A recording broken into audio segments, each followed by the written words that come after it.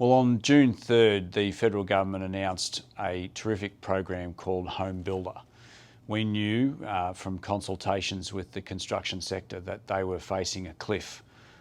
We knew that many builders were coming to us and saying that come August, September, they just simply had no jobs on the books, and they were facing absolutely dire circumstances. So some colleagues of mine and I and Michael Sukar and the Treasurer, we worked together on this Homebuilder program. And the Homebuilder program provides a $25,000 grant to homeowners or people who want to own a home. It's designed for people with, if they're singles, with an income up to $125,000, or if they're a couple, up to $200,000, to effectively build a new home up to a value of house and land $750,000. Now, what this would do, and in fact what it has done, is seen an explosion of interest in the construction sector. And in fact, there's been 37,000 expressions of interest in Homebuilder across the country. And interestingly, Queensland and Victoria had the greatest number of expressions of interest, both of them with over 10,000 each. So that was very exciting. And for the Sunshine Coast, which is an area for people that naturally want to move here because of our fantastic climate and what we have to offer, with places like Harmony and Aura, large housing estates where people can get in for relatively modest sums of money, certainly significantly less than $750,000. We're seeing people move to here. And with this $25,000 grant, we're now seeing builders who are telling us that they have seen a drastic and dramatic increase in the number of inquiries that they're getting from consumers. And we know this from developers as well. I was speaking with Stockland. In fact, I held a construction roundtable with developers and builders on Wednesday, and they were saying that the level of inquiry has boomed since we've announced Homebuilder.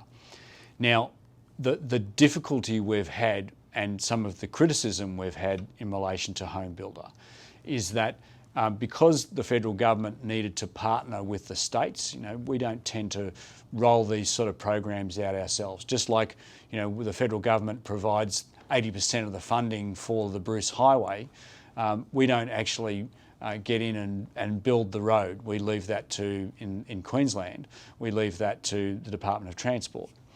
So across the country, we wanted to partner with the state governments to roll this scheme out, the Homebuilder scheme out. And the states were best placed to be able to do this because each state has an Office of State Revenue. Each state has their own first homeowner grants. And so they were perfectly poised and positioned to be able to roll this scheme out. Now, what we saw is an announcement on the 3rd of June for Homebuilder, but we needed each of the states and territories to sign on to this national partnership agreement. Monday this week, we saw all states and territories. We'd seen states like Tasmania and Western Australia sign on before that. Later on, we saw Victoria sign on, New South Wales sign on. But at the start of this week, we still hadn't seen Queensland, and Queensland was the laggard. Queensland was the only state or territory in the country that was holding out for reasons which really weren't clear. Cameron Dick, the state treasurer, said that there were some things that he wasn't happy about, but couldn't clearly enunciate what those concerns were. So last or a couple of days ago, I came out and tried to impress upon Cameron Dick, the Treasurer, that he needed to get on board and that there was no justification. I mean, every other state and territory had signed on to this program. And so it's a bit hard for Queensland to try and argue that there was some reasonable explanation or justification for holding out. I mean, at the end of the day, builders across the country, whether you are a builder or whether you're a subcontract carpenter, plasterer, bricklayer, all of these tradespeople are hanging on the implementation of Homebuilder.